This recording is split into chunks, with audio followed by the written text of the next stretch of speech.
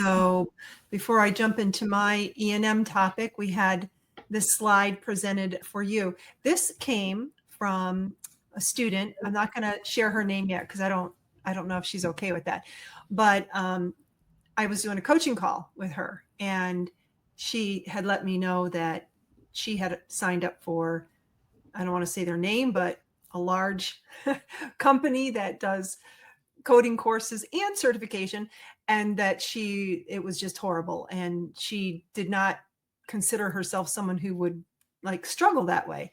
So she found out about CCO, was kind of vetting us. And when we had the special for the launch, July 4th, she took advantage of it. We had 50% off, and she loves it. And she was just raving about it.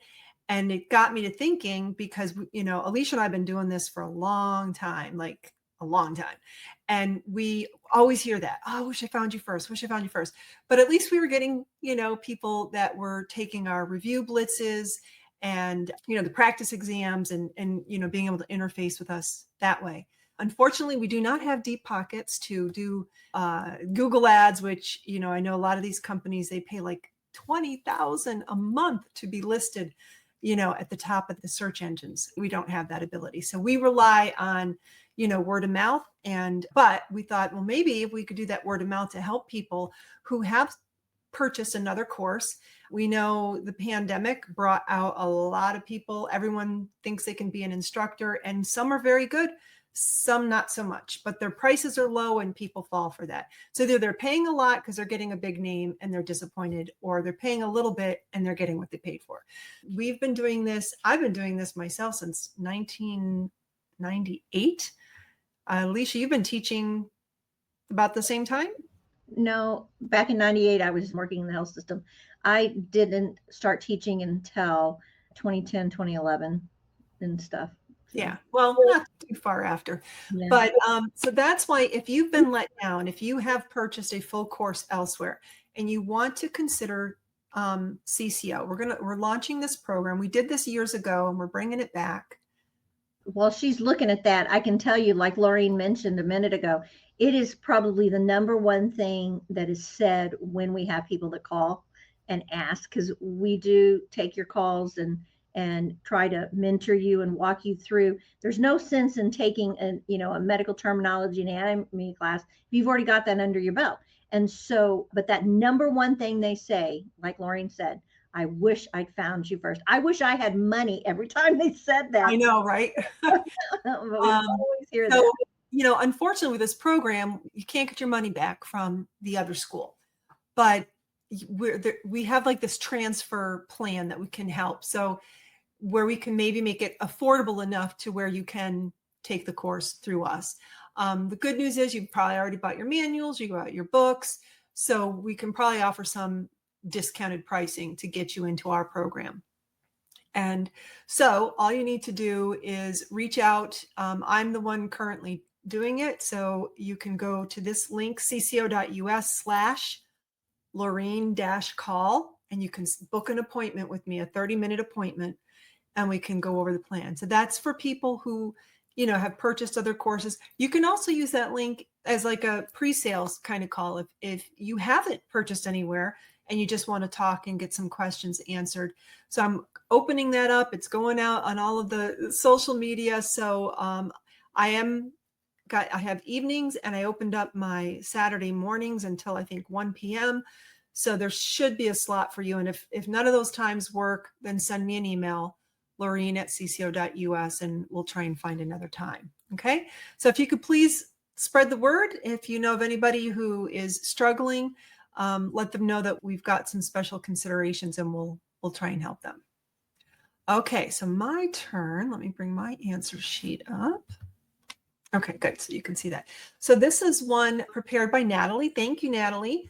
She's one of our great interns. I was supposed to present this last time, but somehow I got all mixed up and thought Alicia needed time, the whole time for hers. And we're getting it together, every minute, didn't I, Laureen? Every single minute. Oh, that's all right. And you did. So it worked out. Okay, so the question was, can you provide examples of numbers and complexity of problems aspect to the E&M? E&M has morphed over the years. When I was first taking it, you had to know history, exam, and medical decision making. I would call it your HEM. So, but now the emphasis is all on the medical decision making. And in my opinion, that makes a whole lot of sense, because that's where it really shows the amount of thinking that the doctor had to put in to deciding how to diagnose the patient, what tests are needed, or how to manage the diagnoses. And it does make it simpler, but there's still a lot of nuances to master. And this is just one of them: number and complexity of problems. Medical decision making also has three pieces to it. It has the number and complexity of problems as the first piece, and then there's the data piece, and then the last one is the decision making. So this question is just about that one piece of medical decision making. So what patient scenarios justify the highest level of E&M? That's what this person, oh, did we say who asked the question? I don't know where the question came from. So I don't know. It's all about the 99215, the highest level of E&M. What do we need as far as that first bucket with the number and complexity of problems? This is the definition from CPT. You want to have 3 or more uncontrolled chronic illnesses or a life-threatening acute flare-up, high-risk decisions like they're going to go in the hospital or they need a surgery, like a surgery they need right away, Elective. and extensive data review and specialist coordination. So all of that would make a 99215 happy. So looking at history, we do still need, for any E&M, history exam and medical decision making. Even though this question is just about one portion of the medical decision making, we did include on the answer sheet history. It should be medically appropriate as needed for care. So it should match to the problem. You know, if the problem's a sore throat, you're not going to have an elaborate history. But if they're having recurrent headaches, and that could be something very minor or it could be something very major, so they have to do a lot of different kind of workup. The exam should also be medically appropriate as needed for care. If no history exam is needed to support the medical decision making, minimal or no documentation of those sections is sufficient. That's the change since we went to medical decision making being the main driver. So for the medical decision making, we're looking for high complexity in order to warrant a 99215. So we need to see those multiple severe problems. We need to see an extensive data review and high risk. These are the 3 pieces of the medical decision making. So again, the questioner is really just asking more about this first bullet, but we're going into a little bit more. So here's some real world examples that she found and came up with.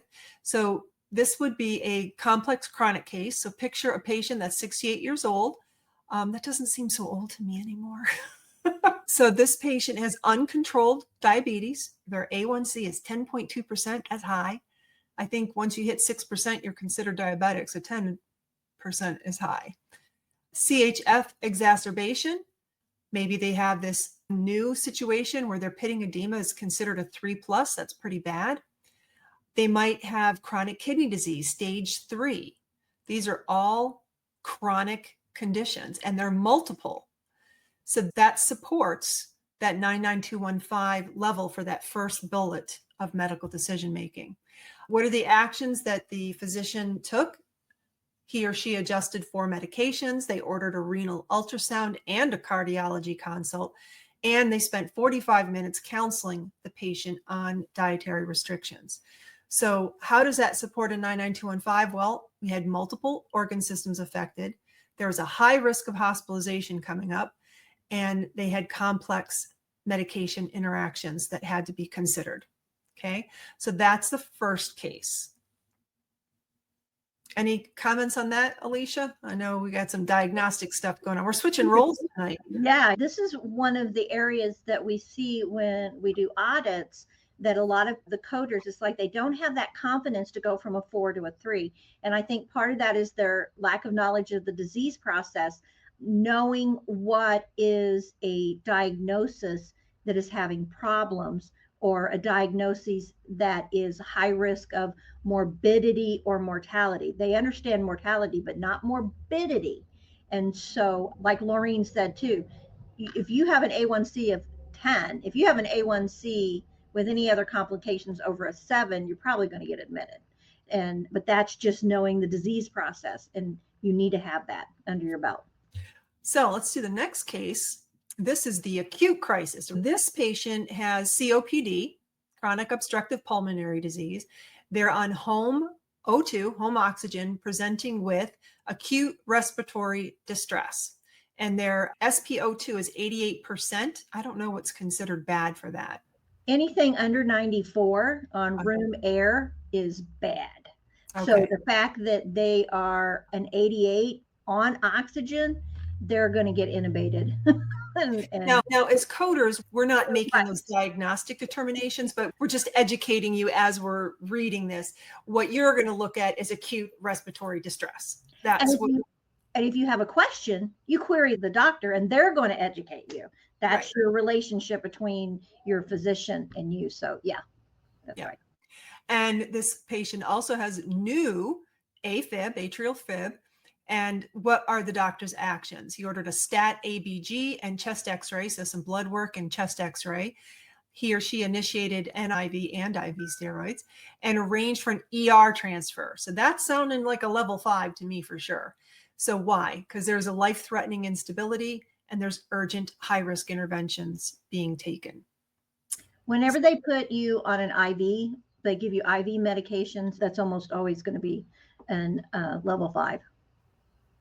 Almost always, but always check just think in your head. That's your flag to say, okay, let's start looking at everything else. Prescription med. We know they've got a 3 at least. Yeah.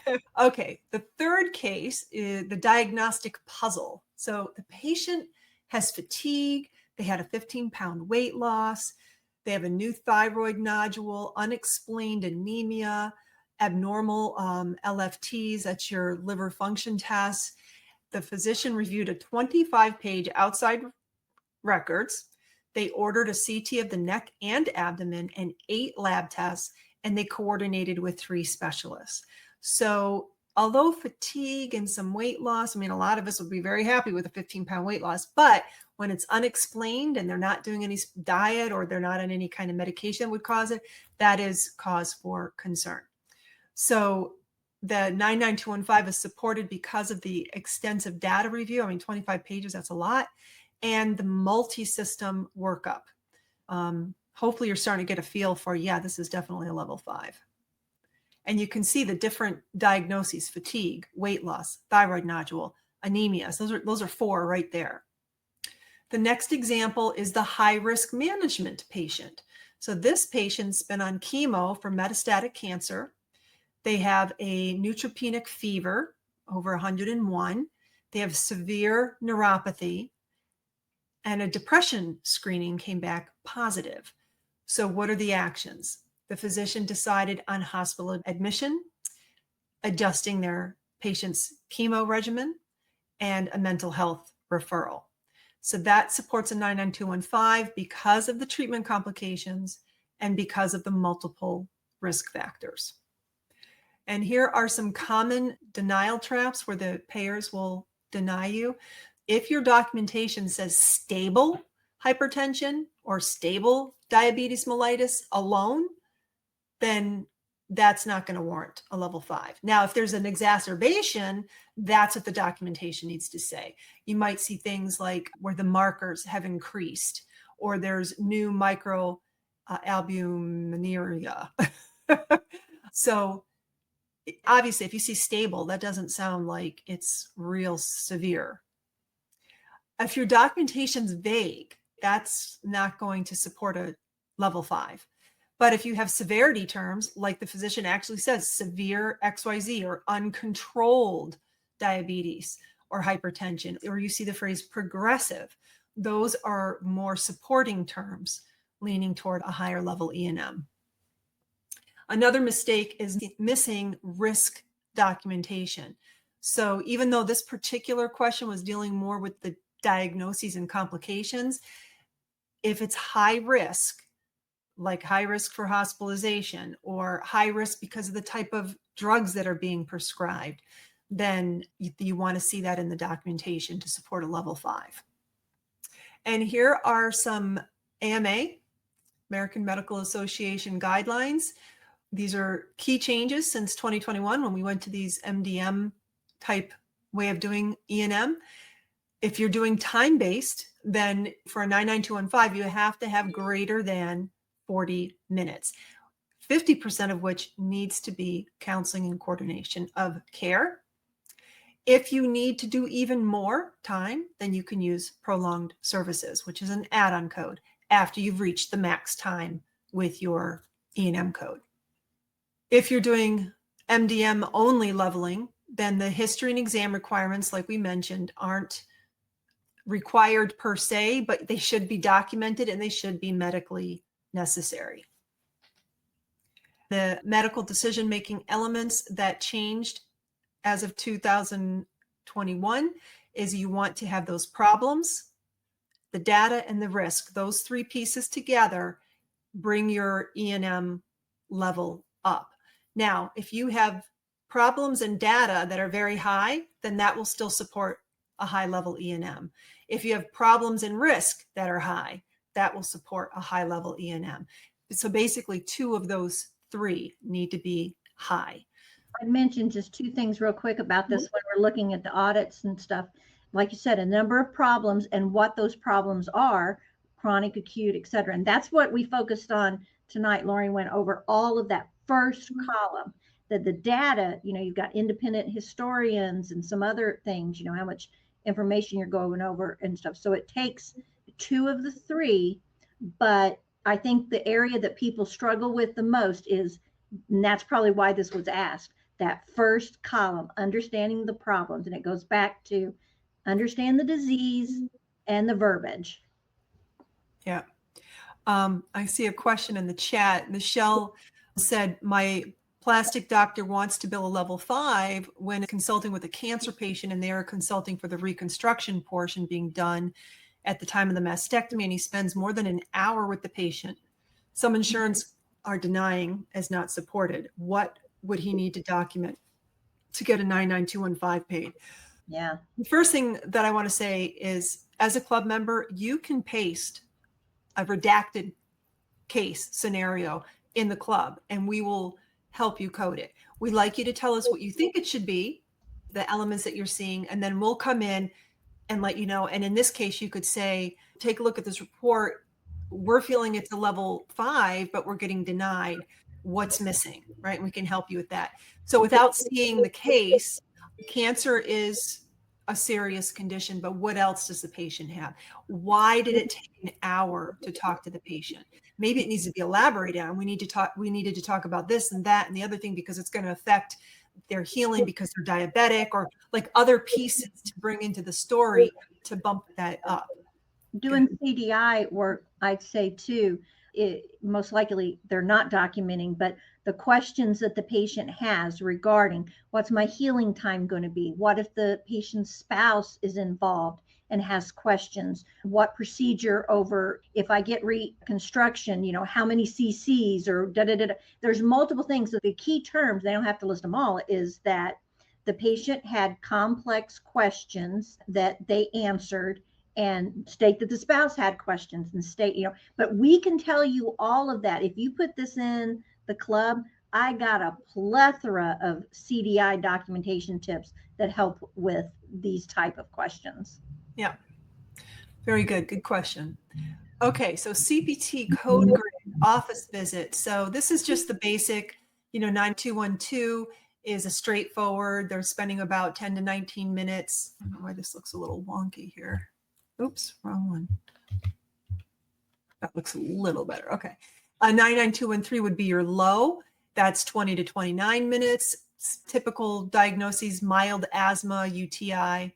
Oh, so for the 212, stable acne, medication refill, you can see how that would definitely not be a high level one.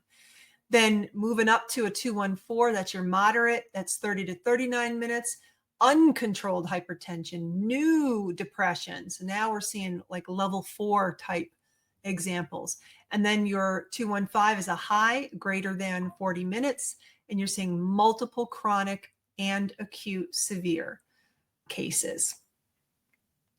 So MDM elements for 99215, high complexity, number and complexity of problems must meet one. This comes off your typical E&M little worksheet where you're checking off things to get credit, to get the points, to figure out what it, maps to. So for the number and complexity of problems, which is what our discussion or questioner was asking about, you need to have one or more chronic illnesses with severe exacerbations, like a flare-up. It's gotten worse. They might have chronic, I don't know, give me a... Well, they could have, say something as simple as chronic back pain. Okay. But now they have numbness and tingling in their feet. They didn't ever have that before. So that could indicate that the nerves are being compressed and they may need to have spinal surgery. So that, because you think back pain, how can that, but that's an exacerbation of a chronic illness. And this example is COPD, but now they have respiratory failure. So they have chronic obstructive pulmonary disease. They've had it for years, but now they have this flare-up. They have this respiratory failure on top of it. Acute life-threatening condition. So chest pain, and they're going into the ER. So that's acute. Or they have multiple complex conditions. So they have cancer plus chemo complications. So back to the question that Michelle asked, is it, I don't want to say just cancer. That's bad enough. But do they have other chronic things going on? Chronic hypertension, chronic diabetes, so systemic kind of diseases that affect the healing of the body and will affect the way that a reconstruction plastic surgeon is going to go about doing what they need to do. And the multiple chronic conditions could be those basics. They have hypertension, the HLD, and they have migraines, they have morbid obesity, and then they start saying that they're having they're trying to determine what it is that they're in there for. Is it one of those like 5 chronic conditions that they have? So that number of chronic conditions makes a big deal. Yep.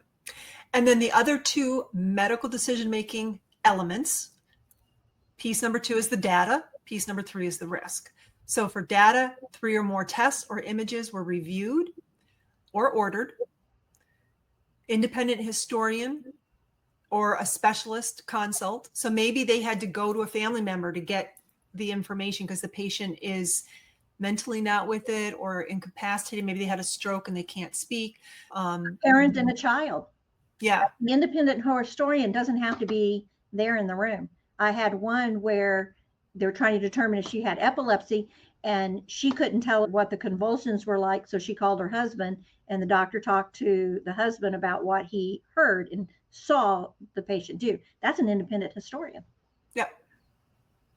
And then risk, it has to be high for 99215. So drug therapy, IV, like Alicia mentioned, is typically going to bump it up to a higher level. Opioids, chemo, immunosuppressants. The kind of decisions that the physician makes indicates risk. So if the physician's like, they need surgery, okay, that's high risk. If the physician's like, okay, you're going to the hospital like now or tomorrow morning, then that's high risk. The diagnoses, if it's a progressive or terminal illness, that is going to bump up the risk. So these 3 together, again, you can have 2 out of the 3 will raise it up to that level 5. But tonight, the main focus was that very first one. Yes. You could go in and spend another whole hour on each of the other 2 areas. Yeah.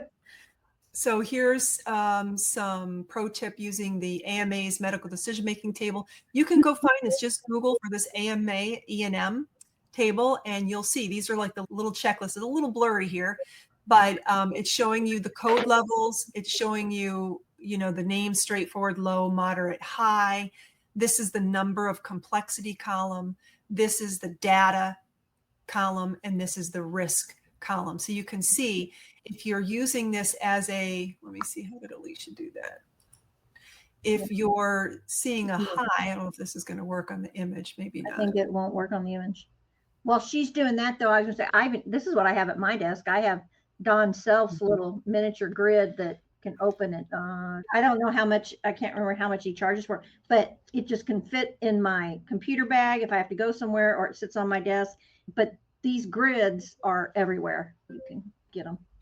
So if this is low, moderate, high, and let's say we have a high amount of diagnoses, right? It scores a high, but the data is limited, but the risk is high. Maybe they gave them, IV, whatever. So we have a high, limited, high.